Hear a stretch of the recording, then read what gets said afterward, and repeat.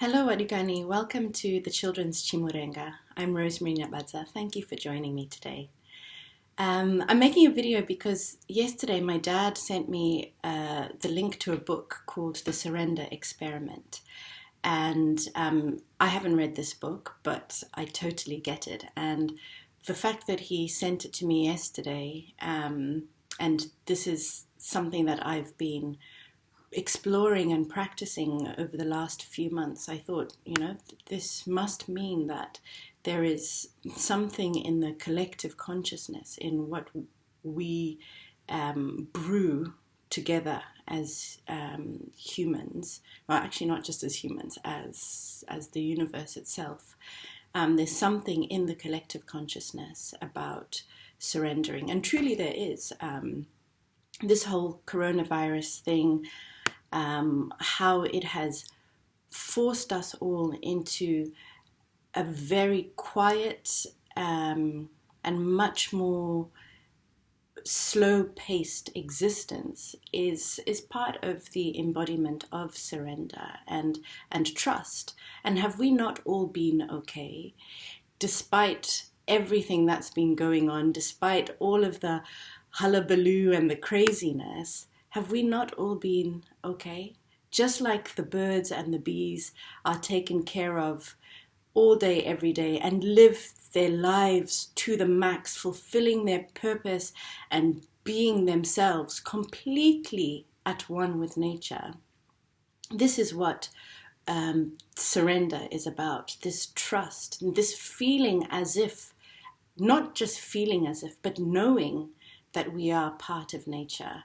And so, like the birds and the bees, we will be taken care of. We are taken care of. But because of our conditioning, because of the expectations that society over hundreds of years has placed upon us people, with competition driving us, so that's very forceful. It's called Yang in Eastern philosophical language. So Yang is very forceful, aggressive. It's like a masculine energy, go-getting. I can do this. I can push through. I can make it. Don't go shingiri and I'll just make it happen. And that's Yang. And that is a necessary part of all of us. We all need to have that in us. But because of the way history has gone, in terms of colonization, religion, patriarchy, the Yang, which is actually supposed to be a tool for the Yin being the gentle, nurturing, feminine, nature, peaceful aspect of all ourselves. So we all have Yin and Yang within us. We all have the masculine and the feminine within us. Yin is the feminine, Yang is the masculine. We all have both within us, but both energies have to interact with each other in order to form our lives like this. They kind of flow in us like that. And the Yang pushes through and makes things happen. It gives things life.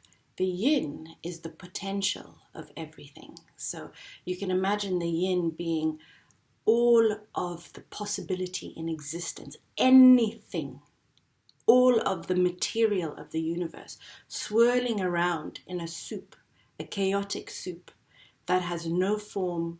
It's just all possibility is in this soup. And the Yang then comes and can mold the soup and structure it and give it form and shape. It's like the Yin is the clay and the Yang is the potter. But if you speak to any good potter, they will tell you that the clay tells them what it wants to become. So it's not the potter who turns up and says, okay, today I'm going to...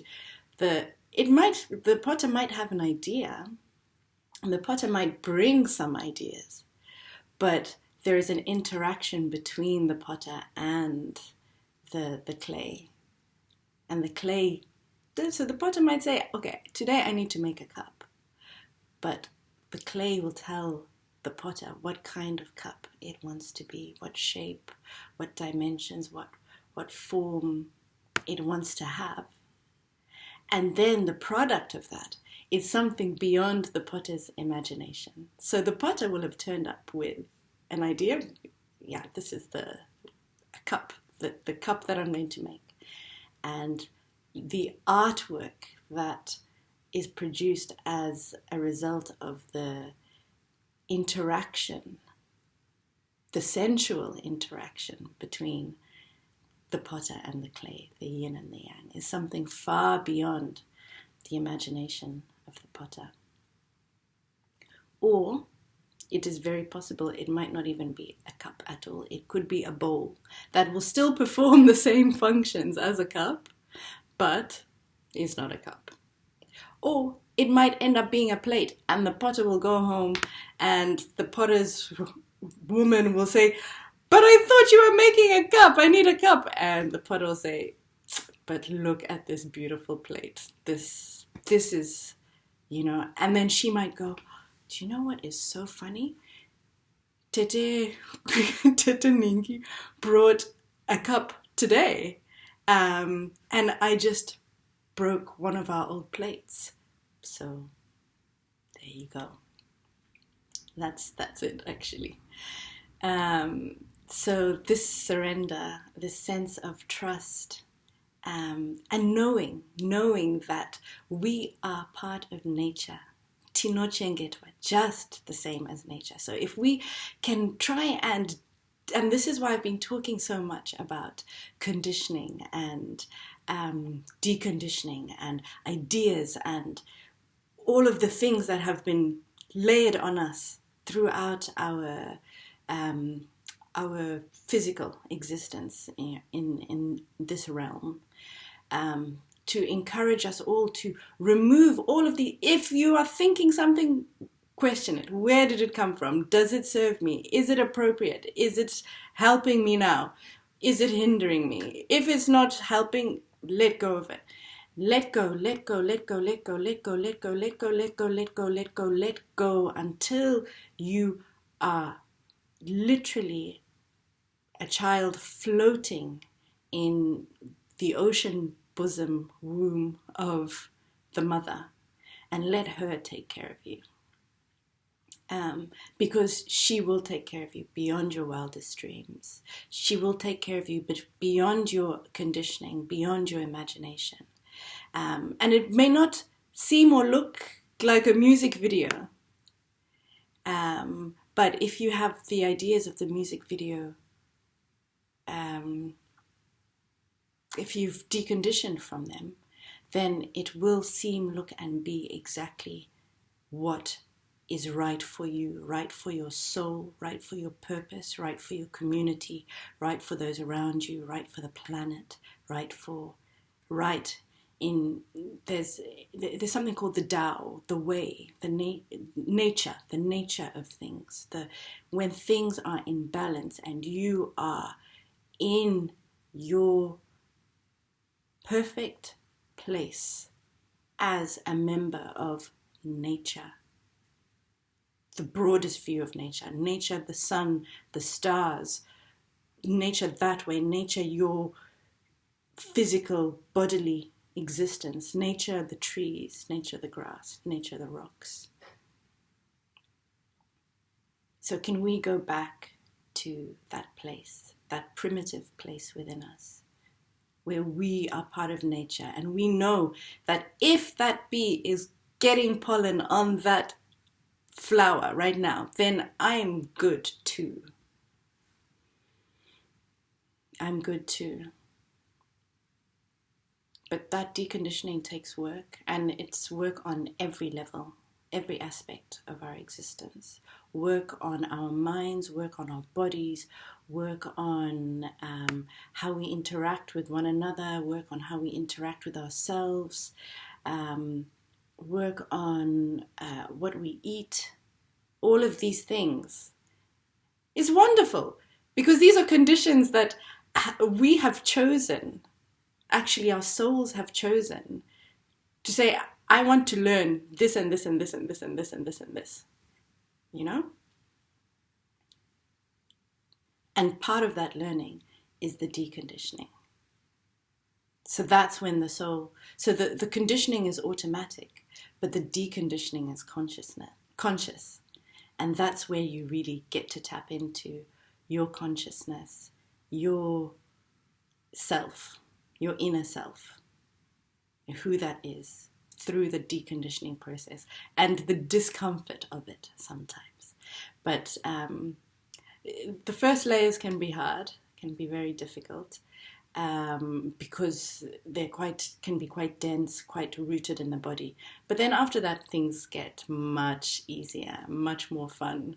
You can even laugh and be like, I can't believe I thought that was important. I can't believe. And then as you declutter and all this space is cleared within us, within you, then the kind mother sends in exactly what you want, exactly what you need, where you can just get down into your cozy 2-in-1 of your existence, whatever that may be, you know. But it will be right for you on a soul level, and you'll know it, you'll feel it. And from there, you blossom, and we all blossom. And then we're back in that collective consciousness of all of us blossoming together. And when we blossom, everything is blossoming. Everything. Because we are quantum beings. This is what it's called. We're quantum beings. So anything that is happening within you is happening everywhere else. The whole universe is reflected in us. And what is happening in us is reflected in the whole universe. So this can be a very amazing way to pray, or to send intentions into the universe. So if you want to see a world without suffering, all you have to do, you don't have to sit and pray, please God, please can you end suffering in the world. All you have to do is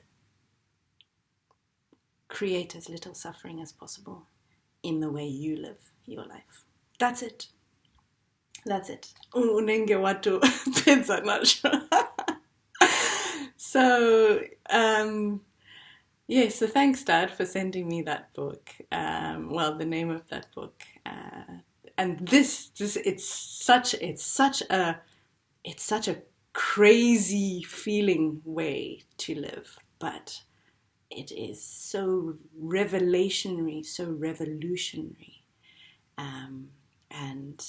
And I really thank the universe, and I thank all of the recent events for having pushed us into this collective place of surrender, where we can really feel our nature as part of nature. Thank you.